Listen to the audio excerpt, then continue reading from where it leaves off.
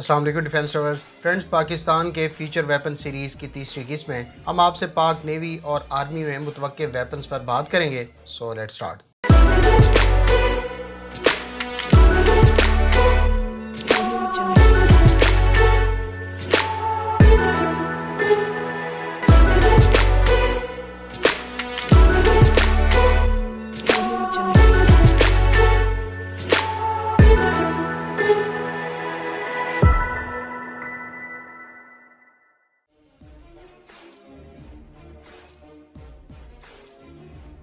Friends, Pakistan army इंशाअल्लाह मुस्तकबिल में एक ऐसा हेलीकॉप्टर हासिल कर सकती है जो कमांडोज और दीगर फौजी जवानों को एक जगह से दूसरी जगह ले जाने के अलावा बवक्त ज़रूरत दुश्मन के ठिकानों को निशाना बना सके और ग्राउंड पर मौजूद सिपाहियों को क्लोज एयर सपोर्ट भी फराहम कर सके। यानी एक ऐसा हेलीकॉप्टर जो फिजा से दुश्मन को निशाना बनाते हुए पैदल दस्तों के लिए राह हमवार करने का काम सर अंजाम भी दे और दुश्मन के इलाकों या किसी भी ऑपरेशनल एरिया में मुसल्लह सिपाहियों को ले जाने की सलाहियत रखता हो। जिस हेलीकॉप्टर की मुमकिन शमूलियत के इम्कानात हैं, इसकी खास बात यह है कि इसको न सिर्फ निचली सतह पर परवाज के लिए काम में लाया जा सकता है, बल्कि मुस्तकिल में बुलंदी पर मौजूद मैदान जंग जैसा कि सियाचिन के महाज पर भी इस हेलीकॉप्टर को दोनों मकासद में इस्तेमाल में लाया जा सकेगा। सबसे पहले हम इस हेलीकॉप्टर की खसूसियात पर बात कर लेते हैं, इसके बाद इसकी मुमकिन शमूलियत की टाइम लाइन पर बात करेंगे। फ्रेंड्स, चीन ने 1983 में 3 हेलीकॉप्टर्स अपने तिब्बत रीजन में टेस्ट किए, जिनमें से एक एयरबस का सुपर प्यूमा, जबकि दूसरा बेल कंपनी का बेल 214 और तीसरा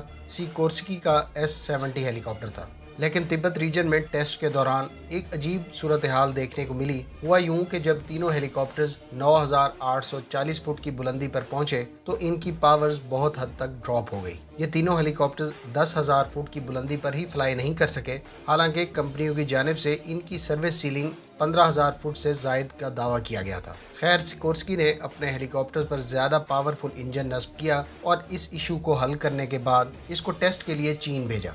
यूं चीन ने टेस्ट और ट्रायल्स के बाद S-70 यानी ब्लैक हॉक हेलीकॉप्टर का इंतखाब किया और चीन को तकरीबन 24 ब्लैक हॉक हेलीकॉप्टर्स डिलीवर किए गए।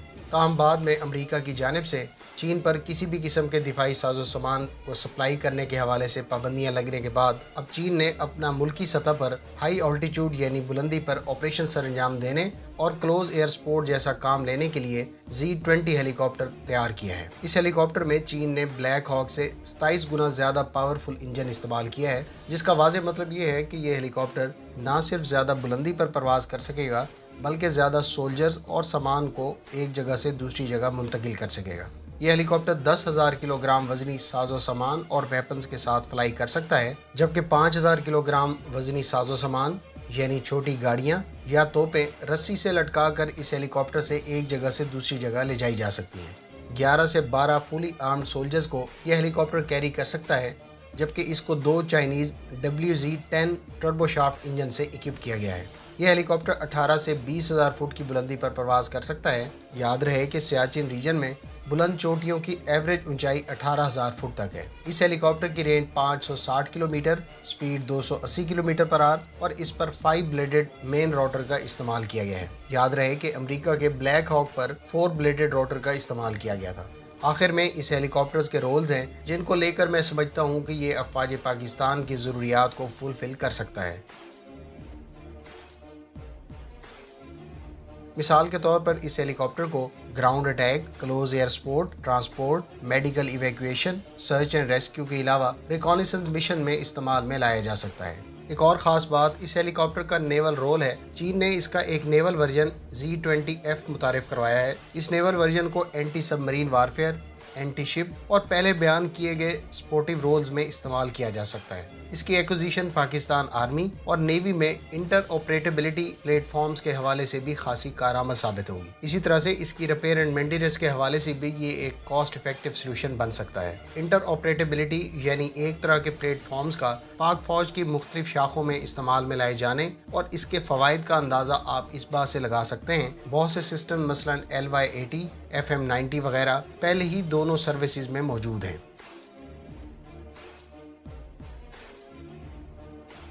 आखिर में Z-20 के दोनों वर्जन के वेपन्स की अगर बात करें तो इस पर हेलफायर मिसाइल के हमपल्ला KD-10 air to ground guided missile, anti submarine torpedo, machine gun, guided और अनगाइडेड रॉकेट नस्ब किए जा सकते हैं। इसके अलावा एंटी शिप मिसाइल्स भी इस हेलीकॉप्टर से फायर किए जा सकेंगे। फिर मेरी ज़ाती राय में इंशाल्लाह पाकिस्तान इस हेलीकॉप्टर के दोनों वर्जन का इंतखाब बहुत जल्द कर सकता है।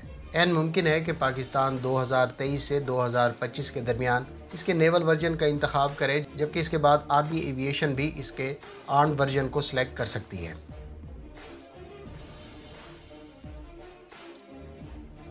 फ्रेंड्स, दूसरा फीचर वेपन पाक आर्मी से मुतालिक है। गो कि इस वेपन के बारे में आप माजी में भी सुन चुके हैं, ताहम इसकी बहुत कम मालूमात अब तक दस्तयाब हैं।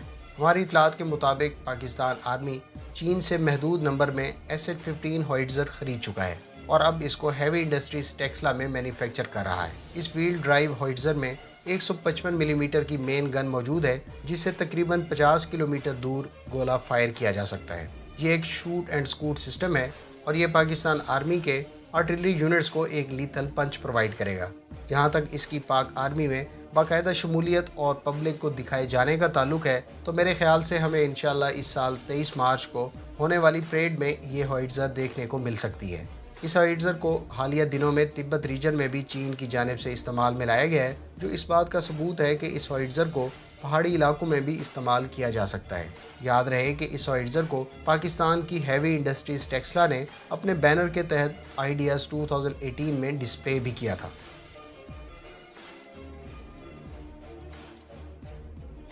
नेक्स्ट फीचर वेपन एक medium to long range surface to air missile है। गो के हम माजी में FD-2000 surface to air missile के बारे में सुन चुके हैं, ताहम मेरी ज़ाती राय में पाकिस्तान मुस्तक़बिल करीब में medium to long range surface to air missile का इंतखाब कर सकता है। FD-2000 की अगर हम बात करें तो इस सरफेस टू एयर मिसाइल के बेसिक वर्जन की रेंज 200 किलोमीटर, जबकि A वर्जन की रेंज 250 और B वर्जन की 300 किलोमीटर रेंज बताई गई है। HQ-9 यानी FD-2000 surface to air missile के बारे में माहिरीन का कहना है कि ये 100 टारगेट्स को ट्रैक और 50 को इंगेज कर सकता है। इस एयर डिफेंस सिस्टम के बारे में हुकाम का कहना है कि ये एयरक्राफ्ट्स, क्रूज मिसाइल और बैलिस्टिक मिसाइल्स को इंटरसेप्ट कर सकने की सलाहियत रखता है। मेरे ख्याल से पाकिस्तान अगले 1 से 2 साल के अंदर medium to long range air defence system हासिल कर लेगा और मुमकिन तौर पर HQ-9 यानी FD-2000 एक बेहतर ऑप्शन बन सकता है। गो के आने वाले अरसे में तुर्क ऑप्शन भी दस्तयाब होंगी, ताहम चाइनीज़ ऑप्शन ज़्यादा बेहतर पोजीशन में है। अलबत्ता मेरे ख्याल से पाकिस्तान को एयर डिफेंस सिस्टम को लेकर बहुत पहले ही मकामी सतह पर वर्किंग करनी चाहिए थी, ताहम जब तक मकामी सतह पर कोई खातिर खा पेशरफ नहीं होती तब तक चाइनीज़ ऑप्शन को अवेल करना काबिल फ़हम है। दूसरी जानिब कुछ लोगों के ख्याल में रशियन एयर डिफेंस सिस्टम को हासिल करने की हिमायत भी हम सुन चुके हैं, ताहम मेरे ख्याल से रशियन ऑप्शन पाकिस्तान के लिए दस्तयाब तो हैं, लेकिन इन एयर डिफेंस सिस्टम्स की एक्विजिशन के बहुत कम चांसेस हैं। आपकी इस बारे में क्या राय है, कमेंट बॉक्स में इसका इजहार ज़रूर करें। उम्मीद है इस वीडियो से आपकी मालूमात में इजाफा होगा। अगर आप इस तरह की मज़ीद वीडियोज़ देखना चाहते हैं तो हमारे चैनल को सब्सक्राइब करें और साथ में मौजूद बेल आइकन दबाएं, ताकि आपको हर नई आने वाली वीडियो का नोटिफिकेशन मिल सके। मिलते हैं नेक्स्ट वीडियो के साथ। अपनी दुआओं में याद रखिएगा। अल्लाह हाफिज़। पाकिस्तान जिंदाबाद।